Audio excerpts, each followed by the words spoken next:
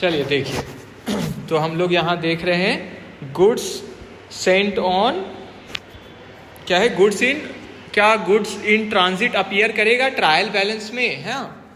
तो ये हम एक्चुअली इसलिए कर दिए क्योंकि बुक में भी देखिए डिटेल में नहीं है, बुक में थोड़ा सा बस दिया हुआ है ना।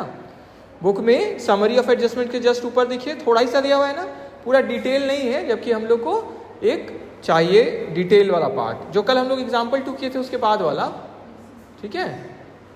चलिए, तो बुक में शॉर्ट में एकदम दिया हुआ है, ठीक है, लास्ट में चैप्टर का समरी ऑफ एडजस्टमेंट वाला, ठीक है। देखिए, तो इसमें बुक में शॉर्ट में दिया हुआ है और थोड़ा उतना क्लैरिटी नहीं है, इसीलिए हम नोट्स तैयार किए हुए हैं। देखिए, तो वेदर कि will goods in transit appear in trial balance, तो गुड्स इन ट्रांजिट अगर है मतलब क्या हुआ, हम खरीदे हैं गुड्स मान लेते हैं और वो अभी भी कहाँ है, ट्रांजिट में, मतलब पहुंचा नहीं है हमारे पास, ठीक है।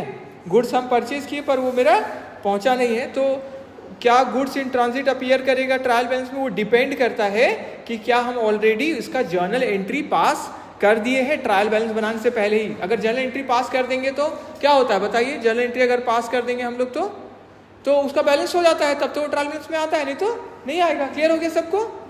तो ज़्यादातर टेक्स्ट बुक प्रॉब्लम में जैसे जो भी क्वेश्चन हम लोग करते हैं बुक से या रियल वर्ल्ड में, वो ज़्यादातर क्या होता है, बाहर रहता है, ट्रायल बैलेंस के बाहर, क्योंकि उसका जर्नल एंट्री अभी तक नहीं किए हुए होते हैं, ठीक है। तो एडजस्टमेंट के तौर पे रहता है कि लास्ट में ईयर में हम लोग उसका एडजस्टमेंट करते हैं, लेकिन अंदर भी अपीयर कर सकता है, अगर हम एंट्री पास कर दी तो अंदर चल जाएगा। क्लियर है। तो यहाँ पे हम लोग कैसे सिचुएशन को हैंडल करते हैं उसके बारे में बताया हुआ है, कैसे वो अपीयर करेगा ट्रेडिंग अकाउंट में, प्रॉफिट लॉस अकाउंट में और बैलेंस शीट में। अगर गुड्स ट्रांजिट में है, ठीक है, if goods in transit is given inside the trial balance, अगर goods in transit trial balance जो दिया हो उसी के अंदर है, तो मतलब क्या हुआ बोलिए, एंट्री पास हो गया है, तभी तो बैलेंस आ गया उसका, और इसलिए तो कहाँ चला गया वो ट्रायल बैलेंस में। तो अगर हम लोग को मिलता है गुड्स इन ट्रांजिट अंदर में, मतलब ट्रायल बैलेंस में, तो मतलब जर्नल एंट्री इसका हो गया है, ठीक है। और तो इसका जर्नल एंट्री हो गया है, मतलब गुड्स इन ट्रांजिट हुआ, उसका एंट्री हो चुका है। तो ट्रीटमेंट इसका क्या होगा, क्योंकि एंट्री हो चुका है तो हम लोग क्या करते हैं, जिसका भी बैलेंस दिया रहता है उसका तो एक ही इफेक्ट होता है ना। अगर एसेट है तो कहाँ चल जाएगा मेरा, बैलेंस शीट में। खर्चा होता था तो कहाँ चल जाता था, अगर मेरा डायरेक्ट वाला खर्चा है तो ट्रेडिंग अकाउंट, इनडायरेक्ट खर्चा है तो profit and loss account. Clear है। तो वही लिखा हुआ है, अगर ऑलरेडी अपीयर कर रहा है तो मतलब एंट्री तो हो चुका है, पहला एंट्री, तो अब सिर्फ वो क्या जाएगा, वो क्योंकि वो एसेट है मेरा, गुड्स इन ट्रांजिट तो मेरा ही ना गुड्स है, तो एसेट है तो कहाँ जाएगा वो मेरा, बैलेंस शीट में, ठीक है। तो एसेट से इसलिए वो चल जाएगा बैलेंस शीट में। क्यों, क्योंकि डुअल एस्पेक्ट ट्रांजैक्शन का परचेज और लायबिलिटी, ठीक है, the purchase and the liability या पेमेंट ऑलरेडी रिफ्लेक्ट किया हुआ है अदर बैलेंसेस में with in the trial balance, ठीक है। तो ट्रायल बैलेंस में अगर goods in transit outside the trial balance दिया हुआ है, मतलब उसका एंट्री पास नहीं हुआ है, वो एडजस्टमेंट में दिया हुआ है, तब क्या होगा। तो ज़्यादातर केस में अगर वो एडजस्टमेंट के तरफ है, मतलब ट्रायल बैलेंस के नीचे अगर उसका बताया गया है, तो इसका मतलब क्या है कि बिजनेस हम लोग तो खरीद लिए तो मेरा ही गुड्स हुआ ना, बिजनेस का ही हुआ, तो बिजनेस ओन्स द गुड्स। देखिए हम इसलिए कलर इंपॉर्टेंट चीज़ को ना कलर कर दिए हैं ताकि उस पर ध्यान दे सके। तो बिजनेस का ही गुड्स है, ठीक है। तो अब यहाँ FOB पॉइंट ये सब छोड़ दीजिए, ये बाद में आप पढ़ लीजिएगा, हम भेजे हैं आपको, एक डिटेल वाला भी भेजे है ना, कल देखे होंगे आप लोग PDF इसी के जैसा है, गुड्स इन ट्रांजिट वाला, वो पढ़ लीजिएगा। लेकिन अकाउंटेंट उसको रिकॉर्ड नहीं किए हैं, तो क्या होगा, एंट्री हम फर्स्ट टाइम करेंगे, पहला टाइम एंट्री करेंगे, तो क्यों रिकॉर्ड करेंगे, क्योंकि ये अनरिकॉर्डेड एडजस्टमेंट है, मतलब इसका क्या है, डुअल इफेक्ट होगा, मतलब अब 2 इफेक्ट होगा।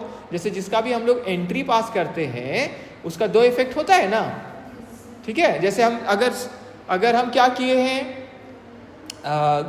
अच्छा इसको जैसे ये तो हम ऑलरेडी ये सब हम लोग कर चुके हैं, इसलिए उतना डिटेल अभी नहीं बोलते इसको। तो ट्रेडिंग अकाउंट, इसको हम लोग कहाँ, इसका ट्रीटमेंट क्या होगा, अनरिकॉर्डेड एडजस्टमेंट है तो डबल इफेक्ट होगा। तो ट्रेडिंग अकाउंट में हम लोग इसको शो करेंगे कहाँ पे, क्रेडिट साइड में ट्रेडिंग अकाउंट का। कल हम लोग जैसे देख रहे थे ना, गुड्स वाला आ रहा था ना, है ना, तो वो तो कल तो आ रहा था गुड्स विद डेटर्स या कस्टमर वाला, यहाँ पे तो क्या आएगा, गुड्स इन ट्रांजिट है ना, ये तो है ना। तो कैसे शो करते हैं अभी देखेंगे हम लोग, चलिए अभी देखेंगे, ठीक है। फिर बैलेंस शीट में इसको कैसे शो करेंगे, कहाँ शो करेंगे, एसेट साइड में। तो इस केस में जब रिकॉर्ड नहीं होगा तो दोनों तरफ जाएगा, हमारा ट्रेडिंग अकाउंट में भी चला गया और कहाँ चला गया, बैलेंस शीट में।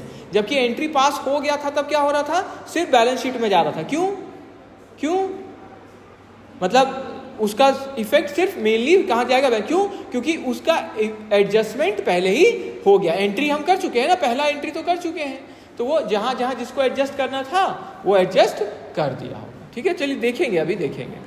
ठीक है, तो पहला केस मतलब इसमें कहाँ ट्रेडिंग अकाउंट में उसको ऐड कर देंगे हम लोग, कहाँ पे? क्लोजिंग स्टॉक में। ठीक है, क्यों क्लोजिंग स्टॉक वाला में जाएगा? क्योंकि वो बिकेगा तो नहीं मेरा, वो तो अभी तक रास्ता में मेरे पास ही नहीं पहुंचा है अभी तक। ठीक है, तो लास्ट में लिखा है अगर एडजस्टमेंट स्पेसिफिकली स्टेट करता है कि जो इनवॉइस था, ठीक है, इस गुड्स का अभी तक रिकॉर्ड ही नहीं हुआ है, तो हम लोग को क्या करना पड़ेगा? ऐड करना पड़ेगा परचेजेस में। मतलब हम एंट्री ही नहीं किया अभी तक, तो पहला टाइम तो एंट्री करेंगे ना, परचेजेस अकाउंट करते हैं ना हम लोग, करते हैं ना, तो वही परचेजेस करेंगे तब तो उस केस में। और जिससे खरीदे उसको क्या करते हैं? क्रेडिट करते हैं। अगर एंट्री ही नहीं पास किया, कोई एंट्री ही नहीं हुआ अभी तक, तो क्या करेंगे? परचेजेस अकाउंट डेबिट टू जिससे खरीदे, क्रेडिटर्स अकाउंट। क्लियर सबको? ठीक है, उसके बाद ना हम लोग एंट्री करते हैं कि गुड्स इन ट्रांजिट है, अब तक पहुंचा नहीं है, तो गुड्स इन ट्रांजिट टू क्या करेंगे? गुड्स इन ट्रांजिट टू, अगर पहुंचा ही नहीं है मेरे पास अभी तक, है ना, तो उसको रिकॉर्ड करने के लिए हम लोग एंट्री कर देंगे, है ना, ट्रेडिंग अकाउंट वाला। ठीक है, तो देखिए अभी देखेंगे हम लोग। चलिए, तो नीचे देखिए अकाउंटिंग एंट्री क्या होगा अगर गुड्स इन ट्रांजिट है और कहाँ दिया हुआ है? Outside the trial balance. इस केस में क्या होगा? एडजस्टमेंट के तौर पे अगर है, तो जब गुड्स इन ट्रांजिट है और वो गिवन है कहाँ पे? एडजस्टमेंट्स में, मतलब आउटसाइड द ट्रायल बैलेंस, तो मतलब एंट्री पास हुआ है कि नहीं हुआ है? एंट्री नहीं हुआ है, तभी तो ट्रायल बैलेंस के बाहर में बताया जा रहा है। तो एग्जैक्ट एंट्री क्या होगा?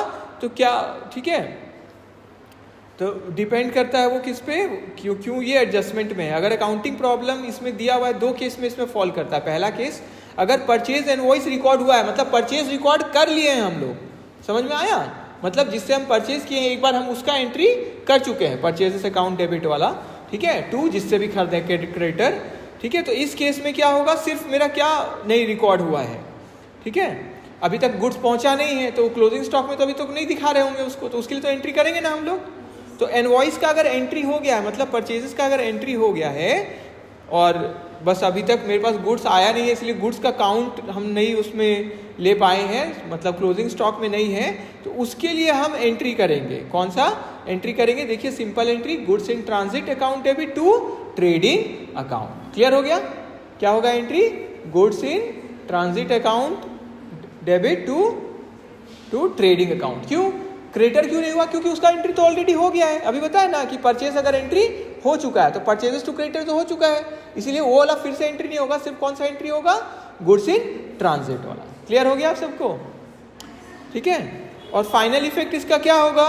ये हमारा क्रेडिट साइड में चल जाएगा, कहाँ पे? ट्रेडिंग अकाउंट में, और एसेट साइड में कहाँ चल जाएगा? हमारा बैलेंस शीट में। क्लियर हो गया सबको? ठीक है, तो ट्रेडिंग अकाउंट में भी चला गया। क्यों? क्योंकि टू ट्रेडिंग किए ना हम लोग, तो उसके कारण ट्रेडिंग अकाउंट में चला गया। और हमारा गुड्स इन ट्रांजिट क्या है? एसेट है, गुड्स है ना मेरा एसेट, वो कहाँ चल जाएगा? बैलेंस शीट में। क्लियर हो गया? सिचुएशन 2 देखिए सिंपल है, अगर हम एंट्री ही नहीं किए परचेज का तो सिंपल में क्या करना होगा? उसका भी तो एंट्री करना पड़ेगा। तो वही बताया गया है कि अगर एडजस्टमेंट में लिखा हुआ है कि गुड्स इन ट्रांजिट कितना है? 50,000 रुपया, और इनवॉइस ही रिकॉर्ड नहीं किए, मतलब एंट्री ही नहीं हुआ है, ट्रांजैक्शन ही रिकॉर्ड नहीं किया है अकाउंटेंट, तो ओनरशिप तो हमको मिल चुका है, तो हम रिकॉर्ड कर सकते हैं कि नहीं?